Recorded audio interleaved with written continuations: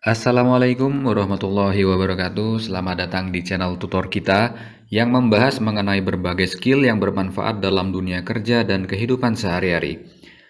Di video kali ini, kita akan membahas bagaimana caranya menggunakan Google Meet. Google Meet adalah salah satu aplikasi yang dikeluarkan oleh Google. Google Meet mempunyai fitur yang hampir sama dengan aplikasi Zoom. Namun bedanya, untuk pengguna reguler tidak dibatasi melakukan panggilan video selama 30 menit, seperti pengguna Zoom non-premium pada umumnya. Oke, langsung aja kita buka browser kita masing-masing, lalu kita ketik Google Meet.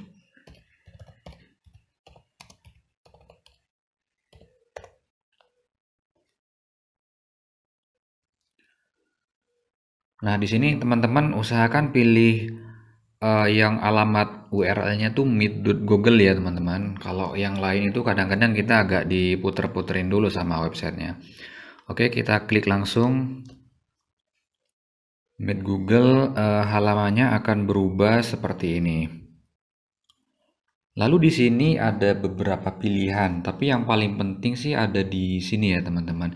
Di start a meeting atau mulai rapat. Dan masukkan kode untuk bergabung dengan panggilan yang sudah ada. Nah, di sini bedanya apabila kita klik Start Meeting, kita bisa langsung masuk ke dalam panggilan dan kita menjadi pemilik roomnya yang bisa mengundang ataupun menolak pihak lain yang ingin bergabung dalam panggilan. Tapi sebelumnya apabila teman-teman di sini belum pernah masuk menggunakan akun Google, kita diminta untuk login dulu terlebih dahulu. Oke, kita login aja dulu. Kita masukkan nama email kita.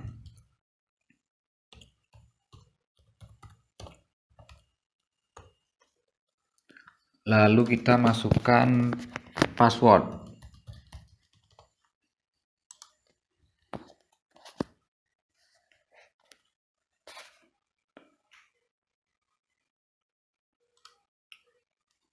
Nanti akan ada sedikit loading.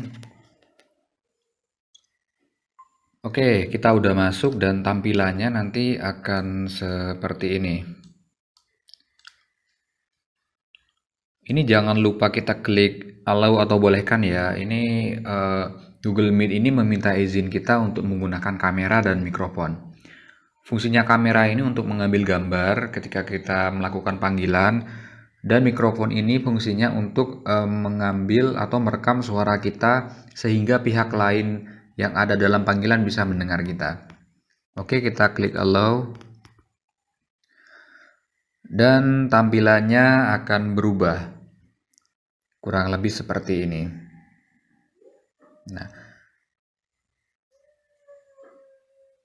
oke, kita matikan saja kameranya. Kebetulan kamera saya ini sedikit bermasalah.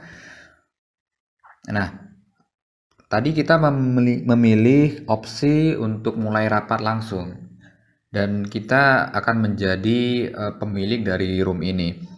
Nah, yang bisa kita lakukan di sini adalah menambahkan orang.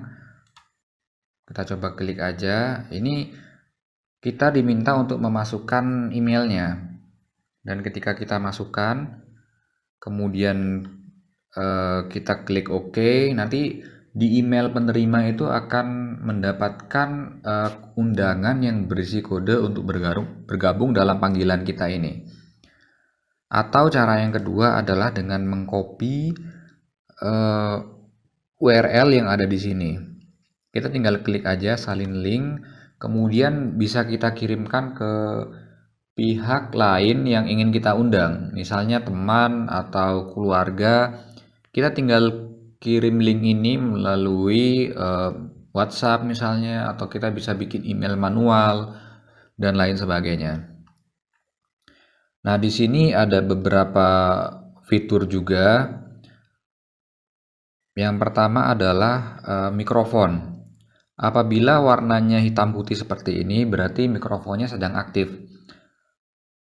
Apabila kita klik dan berubah warna menjadi merah yang ada garis coretnya, ini kita mengatur panggilan kita ini menjadi mute atau pihak lain yang ada dalam panggilan ini tidak bisa mendengar apa yang kita bicarakan di sini. Misalnya teman-teman di sini sedang ada keperluan yang sekiranya tidak ingin didengar oleh pihak lain, atau ketika pihak lain sedang melakukan presentasi agar suaranya tidak bocor istilahnya, kita bisa mute aja sehingga suara pihak yang sedang presentasi itu bisa terdengar dengan sangat jelas.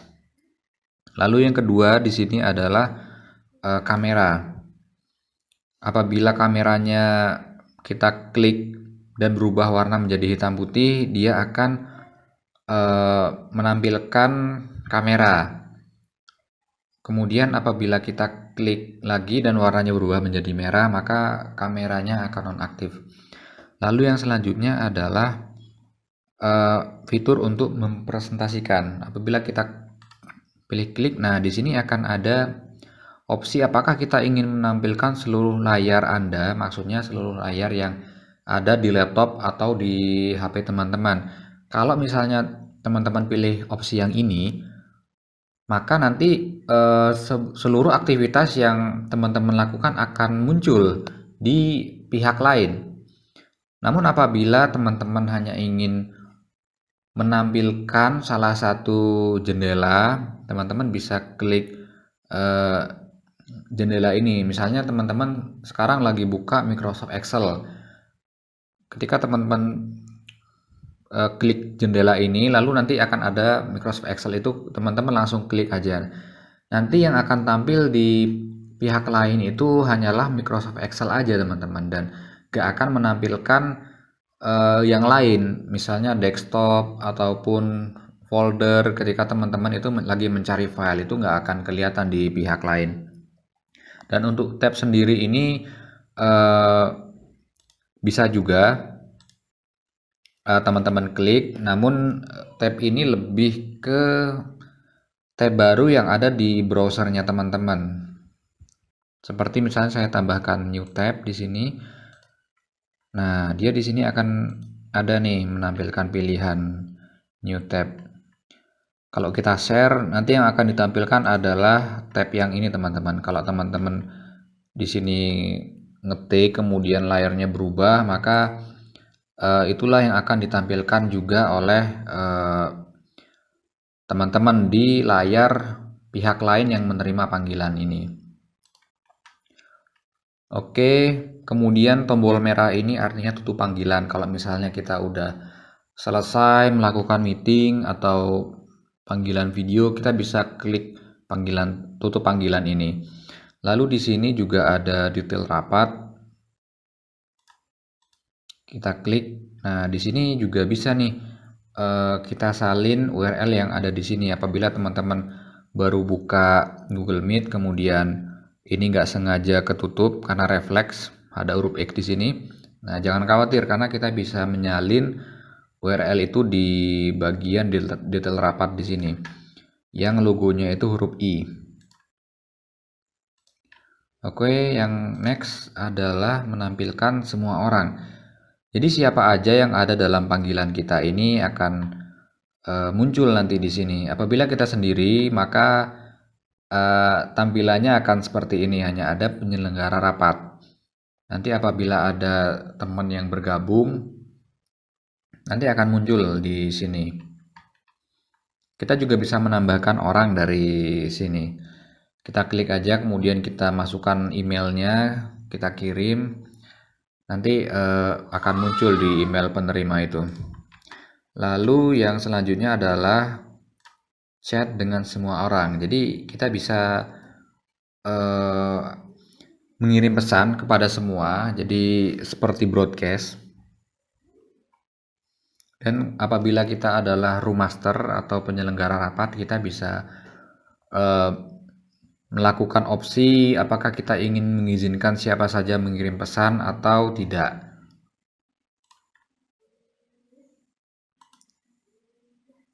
Lalu selanjutnya adalah aktivitas. Kita bisa menampilkan papan tulis virtual. Kita bisa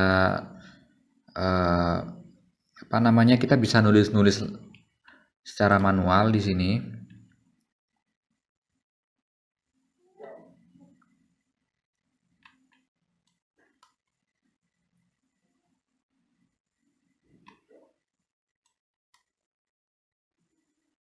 Ya, udah muncul. Kita coba pilih pulpen, maka kita bisa menuliskan seperti di papan tulis, namun ini dilakukan secara manual menggunakan mouse atau browser. Nah, ini bisa kita hapus atau langsung kita tutup saja ya teman-teman ya. Oke, jadi seperti itu. Dan di sini ada opsi untuk kontrol penyelenggara. Kita sebagai yang mempunyai room ini, kita mempunyai kekuasaan untuk mengizinkan siapa aja yang bisa menampilkan layar, kemudian siapa aja yang bisa menulis chat, kemudian bisa mengaktifkan mikrofon peserta, dan bisa mengaktifkan video. Jadi apabila nanti ada audiens atau pihak lain yang sekiranya sedang melakukan pembicaraan, dia ingin berbicara namun lupa untuk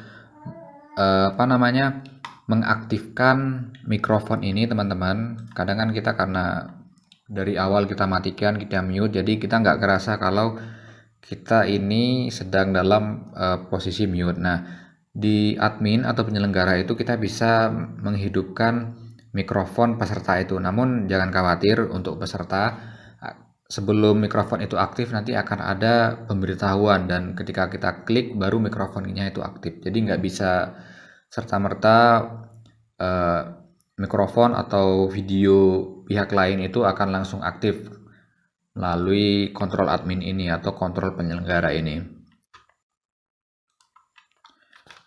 Oke, mungkin cukup sekian video kali ini.